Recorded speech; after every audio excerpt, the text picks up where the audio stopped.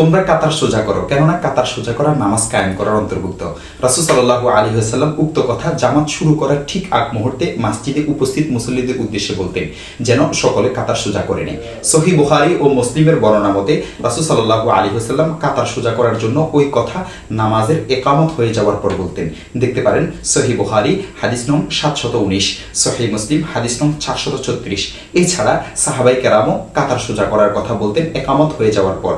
নাফি রাহমাতুল্লাহি আলাইহি বলেন, ওমর রাদিয়াল্লাহু তাআলা আনহু এক ব্যক্তিকে কাতার সোজা করার জন্য পাঠাতেন। ওই ব্যক্তি ওমর রাদিয়াল্লাহু তাআলা আনহুর নিকট যতক্ষণ পর্যন্ত কাতার সোজা হওয়ার সংবাদ না দিতেন, ওমর রাদিয়াল্লাহু তাআলা আনহু ততক্ষণ পর্যন্ত তাকবীর বলতেন না। দেখতে পারেন মুসান্নিফে আব্দুর রাজ্জাক হাদিস নং 2437।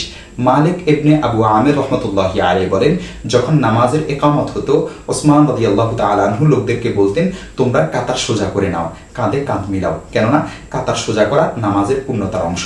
এরপর তিনি ততক্ষণ পর্যন্ত তাকবীরে তাহরিমা বলতেন না যতক্ষণ না লোকেরা সংবাদ দিত যে কাতার সোজা হয়েছে, তখন তিনি তাকবীর বলে নামাজ শুরু করতেন। দেখতে পারেন মুসান্নিফে আব্দুর রাজ্জাক হাদিস নং 2442। সুতরাং কাতার সোজা করার কথা তো বলা হবে জামাতের সময় হওয়ার পর মসজিদে উপস্থিত লোকদের উদ্দেশ্যে। এই কথা বাইরের লোকদেরকে ডাকাডাকির ক্ষেত্রে প্রয়োগ করা অনর্থক। আর আজানের পর পুনরায় ডাকাডাকির প্রচলন ঘটলে এতে আজানের গুরুত্ব কমে যাবে। সেক্ষেত্রে অনেক মানুষ আজানকে গুরুত্ব না দিয়ে দ্বিতীয় ঘোষণার অপেক্ষায় থাকবে।